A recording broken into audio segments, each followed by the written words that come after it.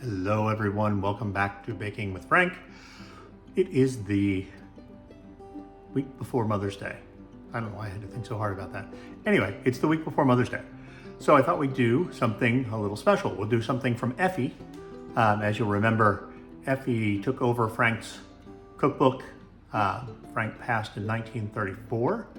Effie picked up the book in 1939 and from 39 to 42 wrote her own recipes in the back of it.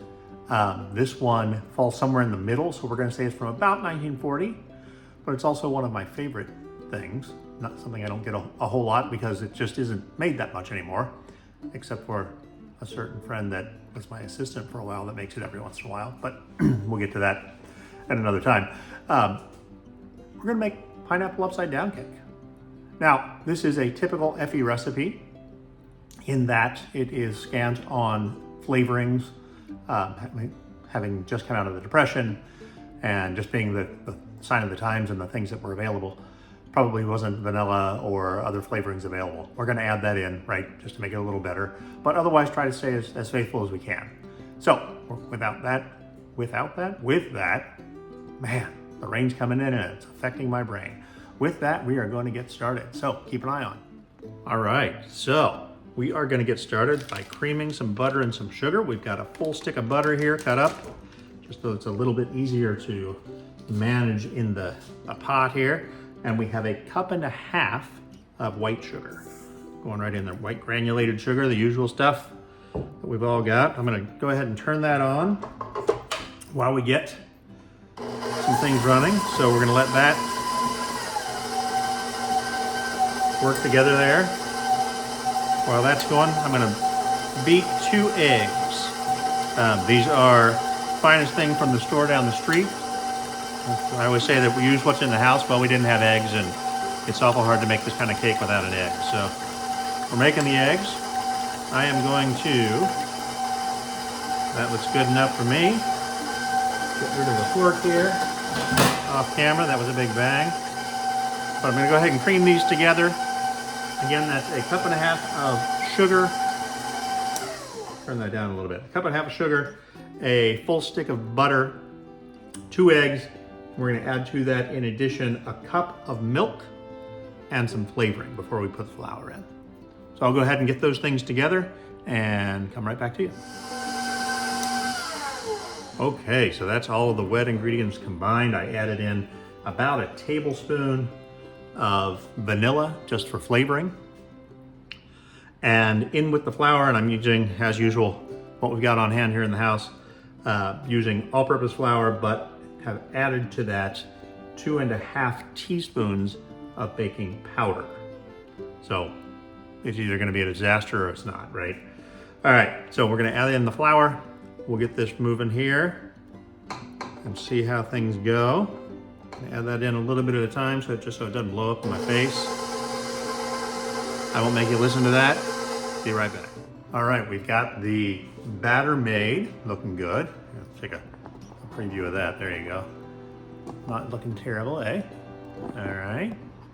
And I have some butter melting in the microwave. I should probably look at, stay there.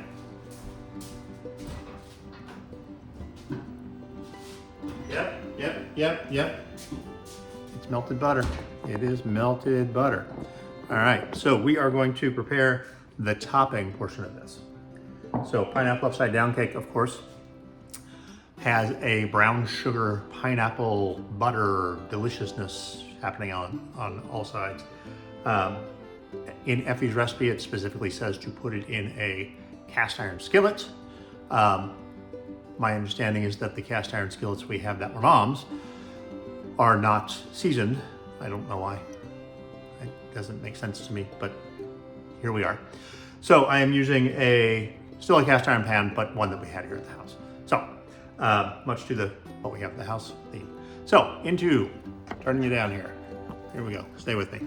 All right, so into said cast iron pan. 1 stick of butter, which seems generous, I know, but hey, I'm feeling generous. Just gonna scrape some of that out and just move that around in here. Make sure you get it up on the sides, because we don't want anything to stick, because the seasoned pan, right? This one is seasoned, I believe. I'm not really sure, but we're gonna go with it is, because I know I've seen it used before. So, but we're gonna just get a little extra insurance here. So, there we go. And the brown sugar. Now this is a mix of dark and light brown sugar. What is the difference? Well, one is dark and one is light. Beyond that, talk to a food scientist, I don't know. It's what we had in the house. And we just had a little bit of the dark brown sugar and we have more of the light brown sugar. So, you know, in my mind, well, let's not open 2 of them. Let's just use the one. So, that's what I did. Spread that out a little more, so it's covering the entire bottom of the pan, in theory. And you know, the hope is that this melts down and all that nice nonsense. All right, so there's that. And then the recipe calls for 2 cups of pineapple. I went to the store and bought a can. Drained it, here we go. Plop it right in there. Spread that out as well. This might be too big of a pan, but you know, there are bigger problems in the world today. Okay, so there we go. That looks great. I have the oven preheated to 350 degrees behind me here. At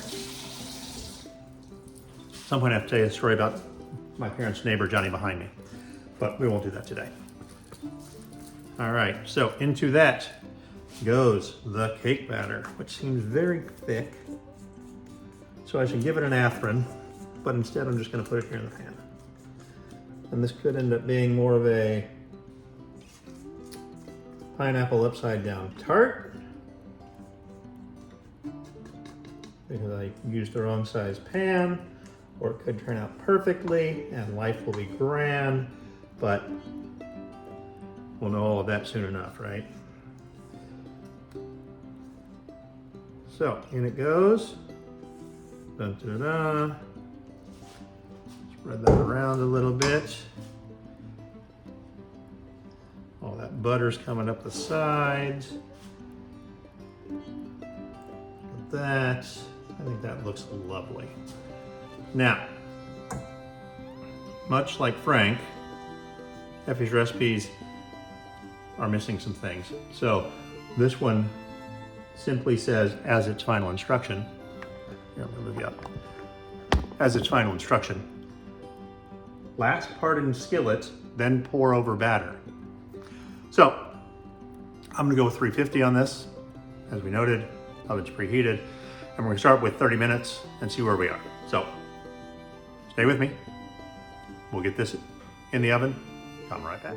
Okay, we're out of the oven and we're looking pretty good. I did the little stick the toothpick in it test and it came out clean. It seems a little juicy on the side, but that's all just that hot sugar bubbling. It's all the goodness, yeah. So, yeah. So we're gonna let this cool off for about 15 minutes.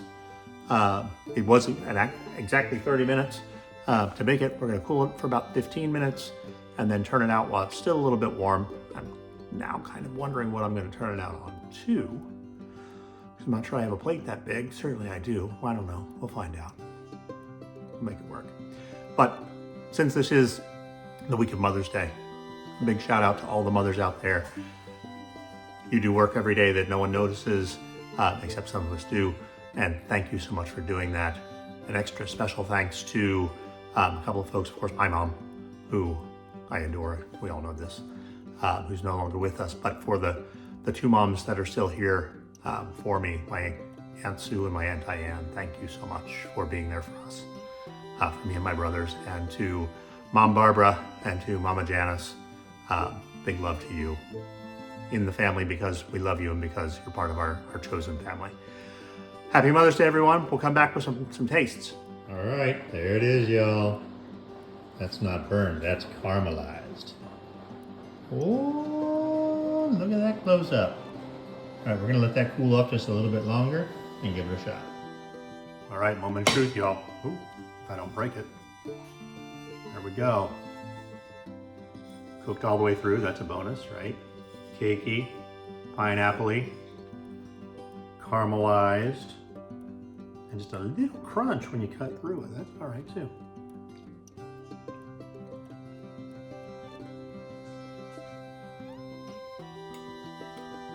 Effie knew a thing or two.